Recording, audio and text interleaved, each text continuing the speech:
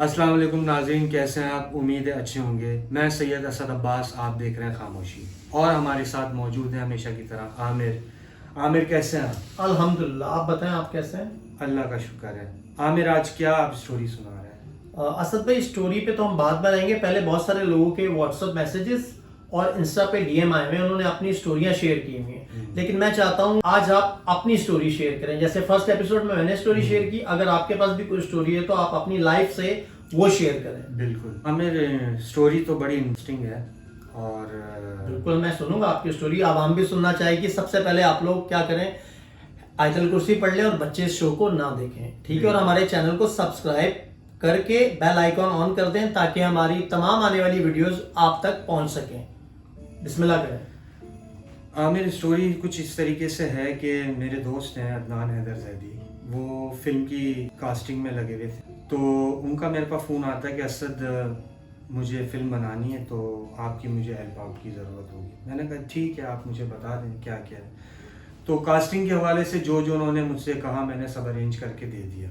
Okay. तो फिर उन टीमों के साथ मुझे भी जाना पड़ा उनके साथ। तो हुआ कुछ ऐसा कि यहाँ से जो टीम गई है कराची से, उनके साथ मैं गया उनके साथ। और जब हम इस्लामाबाद पहुँचे तो पहुँचने के बाद आमिर,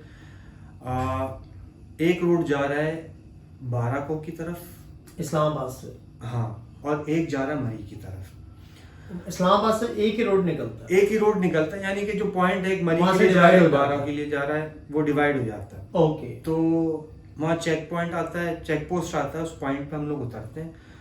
तो मैं नहीं, रशीद साहब उतरते हैं। रशीद साहब को सिगरेट पीनी थी, काफ़ी देर हो गई थी, उन्होंने पी नहीं थी। खैर, हम लोग अंदर गाड़ी में थे तो हम लोग अपनी बातों में मसरूफ़ थे। तो अब काफ़ी देर हो चुकी थी। रशीद साहब एक सिगरेट के बाद दूसरी, दूसरी के बाद तीसरी, तीसरी के बाद चौथी। मैंने रशीद साहब से पूछा, मैंने रशीद साहब क्या हो गया, इतनी सिगरेटें क्यों पी रहे हैं? कहने लगा नहीं असद कुछ नहीं, मैं वैसे ही पी रहा हूँ। खैर, थोड़ी देर बाद मैंने उनका चेहरा देखा। मैंने कहा, मैंने दिल में सोचा, मैंने कहा यार ये कोई परेशान है, टेंशन है, क्या है? इतनी सिगरेटें तो कभी इन्होंने एक के बाद एक कभी पी नहीं है, ये आज एकदम इनको हुआ क्या है? खैर, मैं बाहर उतरा, मैंने रशीद साहब से दोबारा पूछा। मैंने कहा रशीद साहब खैरियत है सब? उन्होंने कहा सब खैरियत है, बस वो असिस्टेंट डायरेक्टर को कॉल किए, वो लोकेशन तो हम पहुंच गए, अब वो आ रहा है हमें लेने के लिए। मैंने ठीक है। थोड़ी देर बाद फिर हम लोग वहाँ से रवाना होते हैं, अपने लोकेशन पे आते हैं।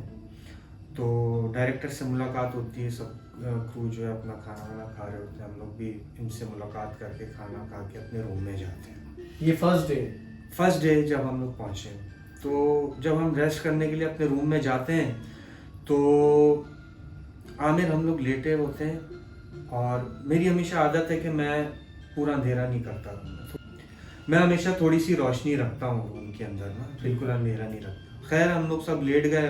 मैंने लेफ्ट साइड पे वॉशरूम था, वॉशरूम की लाइट ऑन की, थोड़ा सा डोर मैंने ऑन कर दिया वॉशरूम का ताकि थोड़ी सी रोशनी है।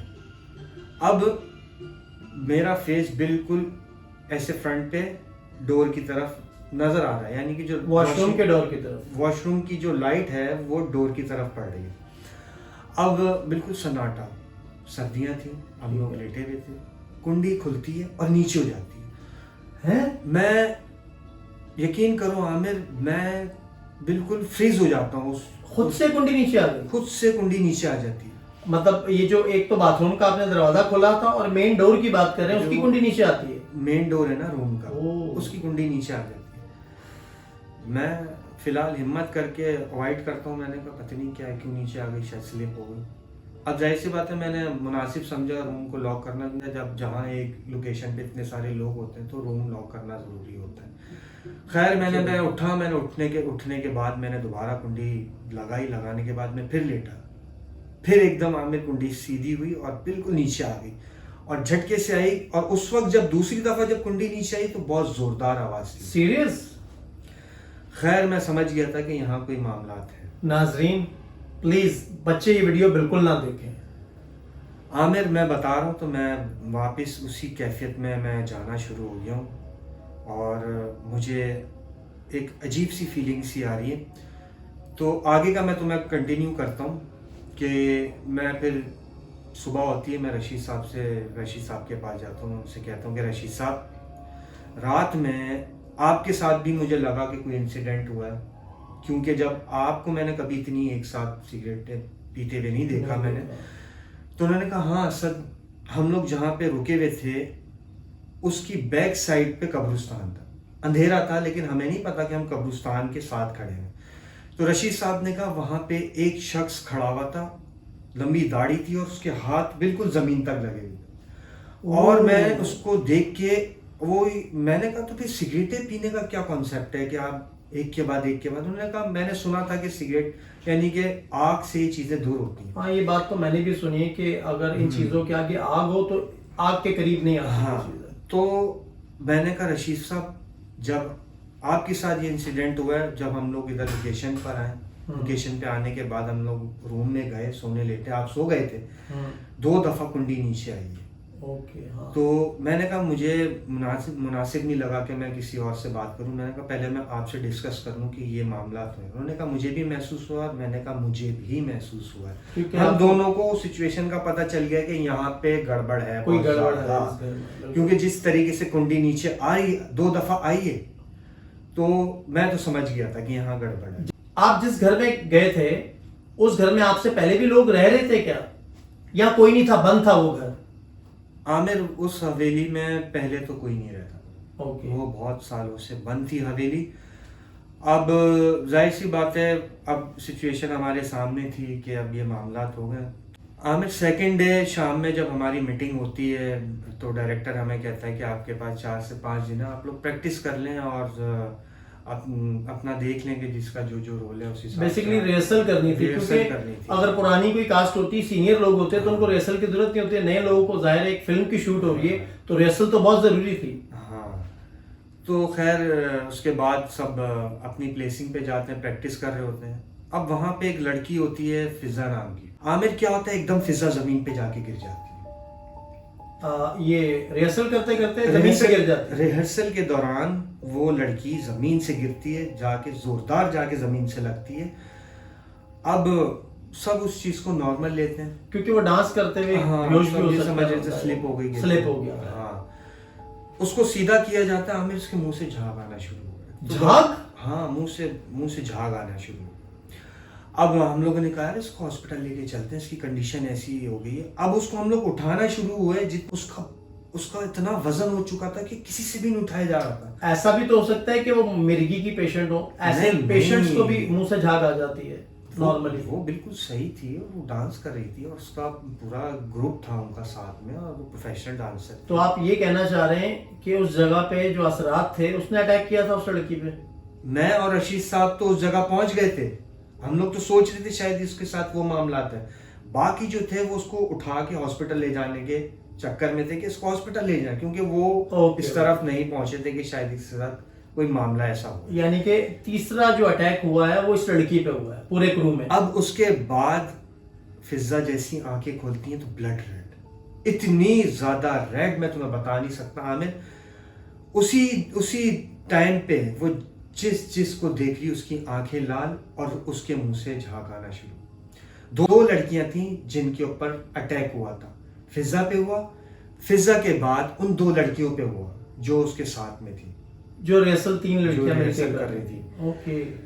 अब उन दोनों से झाग जैसी भी आया, हम लोग सब एक रूम में जाके बैठ गए और उन सबको एक जगह कर दिया। आमिर, में तो उनको डॉक्टर के पास नहीं लेके गए?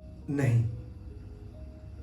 डॉक्टर के पास नहीं लेके गए, क्योंकि उस वक्त फिजा ने कहा कि कोई भी यहाँ से नहीं जा सकता और कोई भी नहीं बच सकता। अच्छा, डायरेक्टर को हम लोगों ने कॉल्स करना शुरू की तो डायरेक्टर कहीं मसरूफ था, उसने भी हमारा किसी का भी फ़ोन रिसीव नहीं किया। फिर उसके बाद सोनिया एक लड़की थी, उसकी वालदा दम वगैरह करती थी लोगों के, तो वो भी साथ ही गई नहीं थी? वो साथ में नहीं थी, लेकिन उनकी बेटी साथ में थी हमारी। अच्छा। तो उसने इन 3 लड़कियों को उस वक्त कंट्रोल कर दिया। रात जैसे गुजरी, नेक्स्ट डे डायरेक्टर आया, डायरेक्टर को हम लोगों ने सारी कहानी बताई कि भाई ये मामला है। तो थोड़ी देर बाद वो नॉर्मल हो गई। ओके। और फिर वो 3 को सुला दिया। हमने कहा भाई इनको सुला दो, ये बाहर नहीं आया, कोई प्रैक्टिस ना करे, कोई रिहर्सल नहीं हो रही यहाँ पे रात। यानी कि क्लोज कर दिया? हमने कहा जब तक डायरेक्टर ना आ जाए उसको हमें बताना जरूरी है कि भाई यहाँ पे ये मामला हो रहा है। जाहिर है उसी का सारा मामला। तो नेक्स्ट डे फिर हम लोग सब बैठे डायरेक्टर को सारी कंडीशन बताई कि भाई रात में ये मामला हुए, ये लोग प्रैक्टिस कर रही थी, उस दौरान ये गिरी और साथ में 2 लड़कियों के साथ भी ये चीज़ें हुई हैं। ये आवाज़ें कैसे आ रही हैं? ये मुझे भी आवाज़ आई है।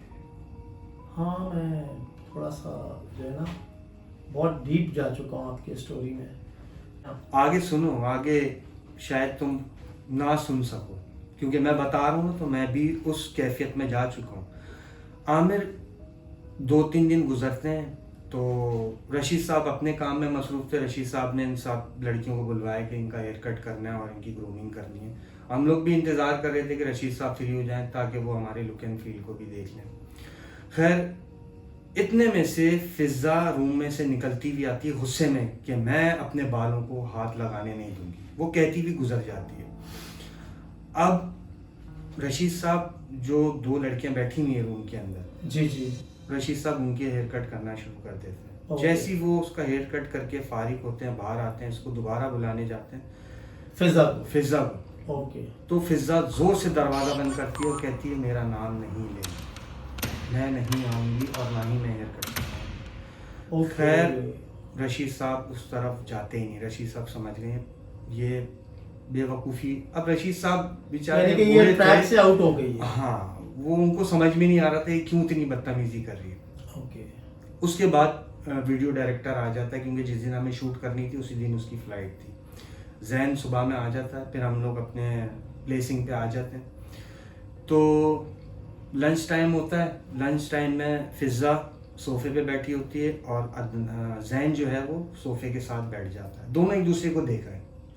अब हमें नहीं पता, हम लोग सब अपने अपने काम में मसरूफ हैं। जैन उठ के बाहर जाता है। जैन आवाज़ देता है मुझे आवाज़ देता है, कहता है असद ज़रा बाहर आना। मैंने कहा मैं आता हूँ, 1 मिनट। अब हम लोग बाहर जाते हैं। हम लोग वॉक करते करते करते करते आमिर, हम लोग उसी जगह पे चले जाते हैं जहाँ वो कब्रिस्तान होता है। और ये टाइम क्या होता है? ये टाइम रात का 11:30 बज रहे थे। अब आमिर, जैसी जैन मुझे देखता है उसकी आंखें लाल। मैं जैन को फौरन धक्का मारता हूँ और मैं अपना मोबाइल निकालता हूँ। अच्छा, मैं फ़ोन करता हूँ जो वो अंदर लड़के थे, कश्मीरी लड़के थे। जी जी, वो वहाँ के रहायशी जो। हाँ, मैं उनको फ़ोन करता हूँ। मैंने कहा यहाँ जैन की तबीयत ख़राब हो गई है और उसकी भी आंखें लाल हो गई हैं।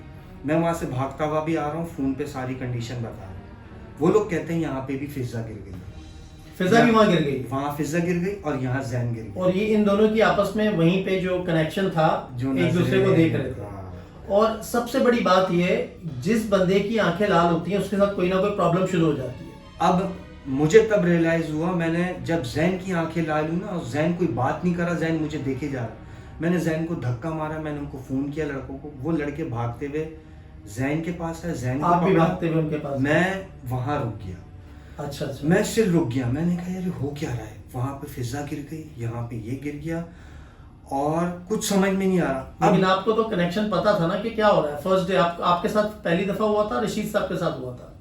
पहले तो रशीद साहब के साथ, उसके बाद आपके साथ? उसके वो साथ कुंडी बंद हुई और कुंडी। खुली। अब मैं इस शौक में चला गया। मैंने कहा, फिज़ा ने उन लड़कियों को देखा, उनकी आंखें लाल और मुंह से झाग आना शुरू हुआ। फिज़ा ने जैन को देखा, क्योंकि मैंने देखा था कि वो दोनों बैठे हुए थे लेकिन एक दूसरे को देख रहे थे। अब जैन मेरे साथ जब बाहर आया, जैन मुझे देखता। अब मैं इस शौक में चला गया कि मेरी आंखें रेड तो नहीं हो रही थी। जाहिर है आप। अब मैं ये सोच रहा हूँ कि मेरे मुंह से झाग तो नहीं आ जाएगा। मैं इस वहम में चला जाता हूँ और मैं बिल्कुल दीवार से लग के बैठ जाता हूँ। अब उनमें से वो लड़के मेरे पास भी आते हैं, वो मुझे पकड़ के साथ लेके जाते हैं। फिलहाल जैन को जैसे तैसे करके हॉस्पिटल लेके जाते हैं। जैन गाड़ी से निकल के बीच रोड में खड़ा हो जाता है और अपने हाथों को ऐसे कर लेता है, अब शाहरुख खान की तरह। शाहरुख खान की तरह। अब वहाँ पे कोने पे हॉस्पिटल के साथ फल फ्रूट वाले थे, वो खड़े हुए, वो तमाशा देख रहे थे कि कर क्या रहा है। आप यकीन करो, कोई गाड़ी नहीं थी। थोड़ी देर बाद एक ट्रक आ रहा है सामने से। अब वो लड़के जैन को खींच रहे हैं लेकिन जैन टस से मस नहीं हो रहा।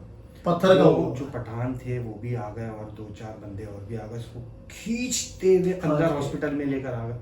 अब डॉक्टर जो थे वो सारा तमाशा देख रहे थे कि हो क्या रहा है। डॉक्टर क्या करता है, सबसे पहले जैन को बेहोशी का इंजेक्शन दे देता है। अब डॉक्टर को पता चल गया था कुछ इसके साथ ऐसी गड़बड़ है, वो बेहोशी का उसको इंजेक्शन दे देता है। जैन बेहोश हो जाता है आधे घंटे के लिए। और ये फिजा कहाँ गई? फिजा वहां गिरी हुई। अब हम लोग डायरेक्टर के घर जाके रुक जाते हैं। जैन हॉस्पिटल में है, फिजा हवेली में मेरे साथ 2 लड़के जाते हैं। हम हाँ, लोग डायरेक्टर के घर पे। डायरेक्टर के घर चले आते। अब जाहिर सी बात है, एक खतरा उस हवेली में, हाँ। दूसरा खतरा हॉस्पिटल में। हम लोग अपने आप को सेव करने के लिए डायरेक्टर के घर चले जाते। ओके। हम 3 लोग वहां। अब इतने में डायरेक्टर भी आ जाता है। ओके, ठीक है। अब डायरेक्टर फोन करता है रशीद साहब को। सही है। रशीद साहब कहते हैं कि ये सिचुएशन है। अब रशीद साहब कहते हैं कि फिजा आपसे बात करना चाहिए। ओके। फिजा जैसी फोन लेती है, फिजा कहती है मैं जिसका नाम लूंगी वो इसी वक्त गिर जाएगा, उसके मुंह से झाग आएगा, उसकी आंखें लाल होंगी।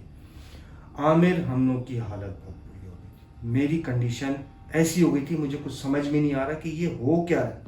यकीन करो, मैंने कलमा पढ़ लिया था। मैंने कहा अब यहाँ पे काम था। मेरे से ये चीज जो है ना, अभी मेरी हालत खराब हो रही है। आप ये देखें, मेरा ये आमिर, अपने आप को मेरी संभालो, अभी आगे तो बहुत है। क्या हुआ? अपने आप को तबीयत संभालो, खराब हो रही है मेरी अपने बहुत। आप को संभालो। अपने 1 सेकंड में पानी देता हूँ। ये पानी पियो, पानी पियो।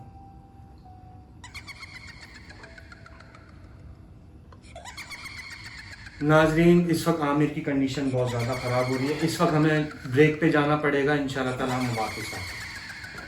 वेलकम बैक नाजरीन। आमिर की तबीयत ख़राब हो गई थी, इस वजह से हमें ब्रेक लेना पड़ा। आमिर, अब आपकी तबीयत कैसी है? आप काफी बेहतर है। बाहर थोड़ी हवा वगैरह खाई और आयतल कुर्सी पड़ी है तो बेहतर हो गया।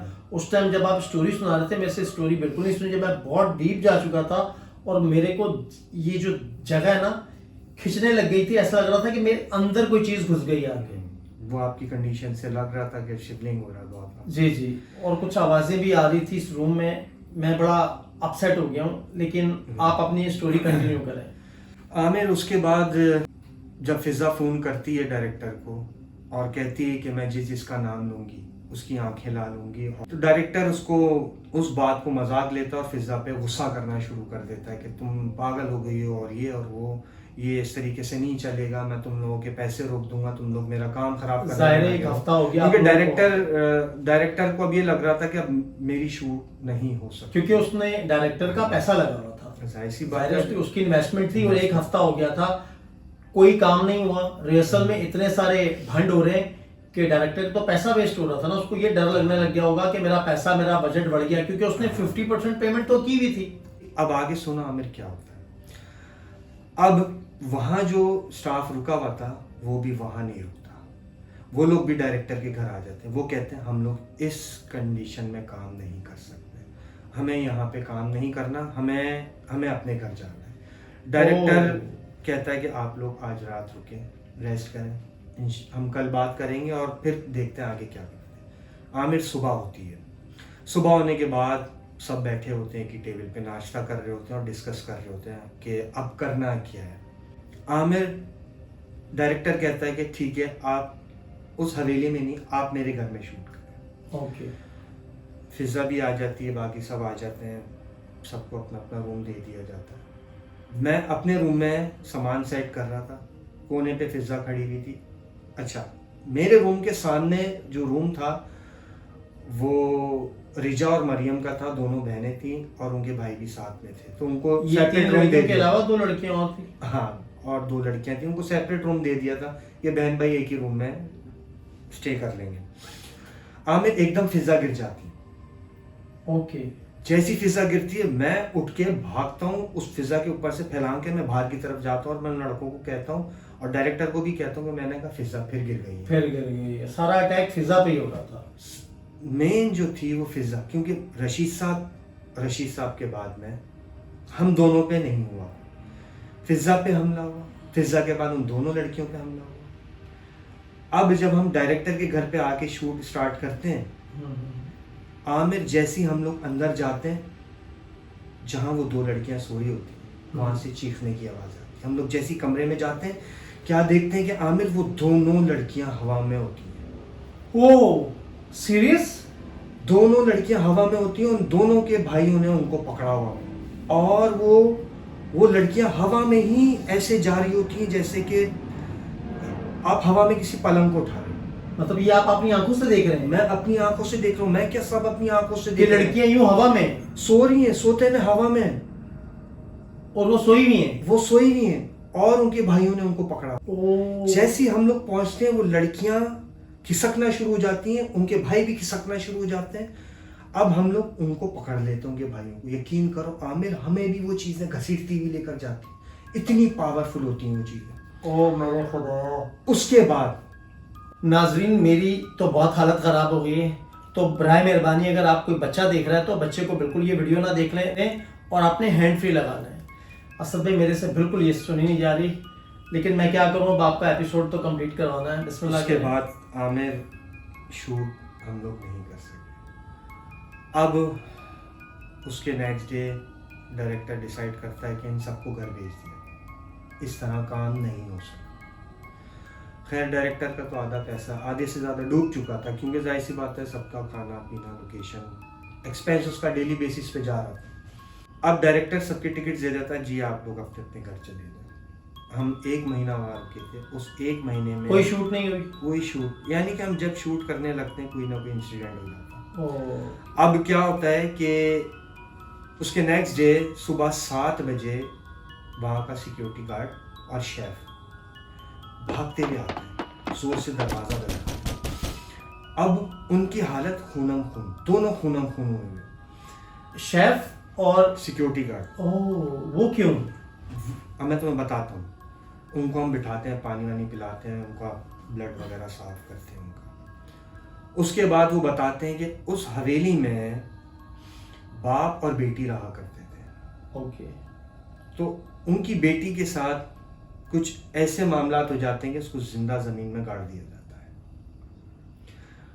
अब जो हमारे साथ मामलात हुए हैं वो उसके साथ कनेक्ट। ओ अब वो कनेक्शन मुझे समझ में आ समझ गया, में यानी आया? कि उस हवेली में वो लड़की दफन थी और सारे ये मामलात उस वो लड़की कर रही थी। वो कर रही थी। यकीन करो इस हद तक चला गया कि जब हम लोग काम से फ्री होते थे हमारे मोबाइल से तस्वीरें गायब, लैपटॉप से तस्वीरें गायब, जो अपनी सेल्फियां ले रहे हैं सब गायब। बहुत हम लोगों ने परेशानी उठाई। खैर शेफ और जब सिक्योरिटी गार्ड आते हैं वो बताते हैं कि हम तो नाश्ते की तैयारी कर रहे थे, हमें वहाँ से मारते मारते पहाड़ियों पे लेके गए और पहाड़ियों से गिरा के उठा के पटकाया। हम जैसे तैसे अपनी जान बचा के इधर आए। हमने कहा हम आप लोगों को कंडीशन बता दें कि यहाँ पे ये मामला है, क्योंकि हमें भेजा है उसने मार के कि जाके बताओ कि यहाँ पे नाच गाने ना हो। ये सब आपने अपनी आंखों से देखा? अपनी आंखों से देखा है आमिर। ऐसी सिचुएशन मैंने अपनी लाइफ में अगर सुना भी होगा तो ये नहीं सुना मैंने कि हवा में कोई उड़ रहा है सोते सोते, और इस तरीके से मामला मैं खुद हैरान हूँ कि आप बता रहे हैं कि आप अपनी आंखों से देख रहे हैं 2 लड़कियां हैं जो हवा में जा रही हैं, और मैं अपनी उसी कैफियत में जा चुका हूँ।